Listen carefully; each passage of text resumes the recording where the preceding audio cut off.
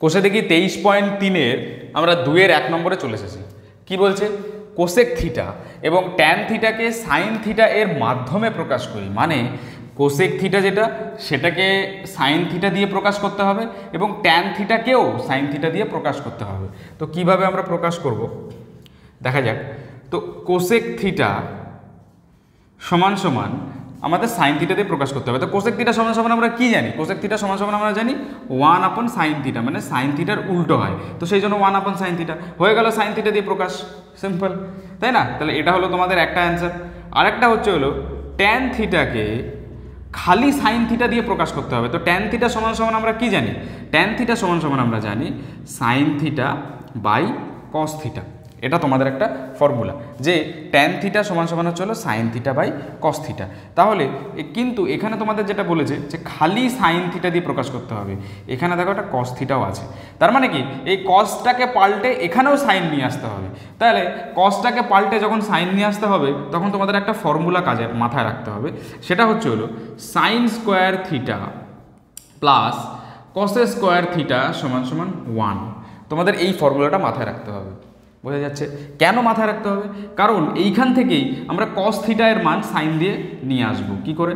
এখানে যদি আমি খালি কস স্কোয়ার থিটা লিখি তাহলে সাইন স্কোয়ার থিটাটা ডান দিকে চলে যাবে, তাহলে কত চলে এলো 1 - সাইন স্কোয়ার থিটা। তাহলে কস স্কোয়ার থিটা সমান সমান যদি 1 - সাইন স্কোয়ার থিটা আসে তাহলে খালি কস থিটা সমান সমান কত আসবে? √1 - সাইন স্কোয়ার থিটা, তাই তো? তাহলে কস থিটার জায়গায় কত লিখতে পারি? 1 - সাইন স্কোয়ার থিটা, তার আবার √। তাহলে কেন এটা করলাম? কারণ দেখো কস থিটার মধ্যে খালি সাইন থিটাই আছে, তাহলে এইখানে কস থিটার জায়গায় যদি ওইটা লিখে দিই তাহলে টোটালে খালি সাইন থিটাই থাকবে সমীকরণে। তাহলে কস থিটার জায়গায় কত লিখবো? √1 - সাইন স্কোয়ার থিটা। দেখো ট্যান থিটাকে কি দিয়ে প্রকাশ করতে বলেছিল? খালি সাইন থিটা দিয়ে। দেখো ট্যান থিটাকে যে প্রকাশ করলাম এই সমীকরণে, এখানে খালি সাইন থিটা আছে আর কিচ্ছু নেই। তাহলে এটাই হলো তোমাদের আর একটা অ্যান্সার। বোঝা যাচ্ছে?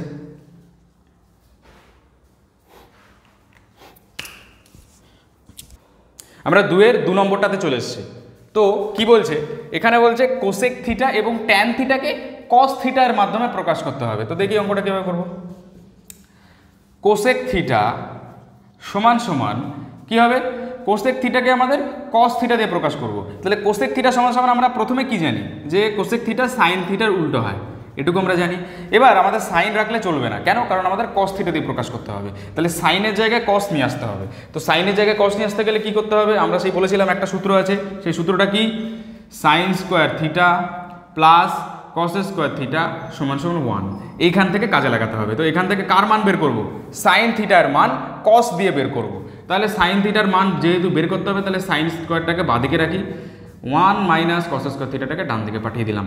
বা তাহলে খালি সাইন থিটা বের করব, তাহলে সমান সমান কত হবে? √1 - কস স্কোয়ার থিটা। তাহলে সাইন থিটাকে কস দিয়ে প্রকাশ হয়ে গেল।